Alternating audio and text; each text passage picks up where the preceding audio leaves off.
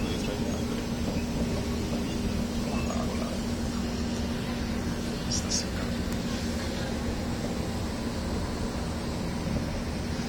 Abbiamo un po' di pioggia, uscire di pioggia, che praticamente bisogna parlare.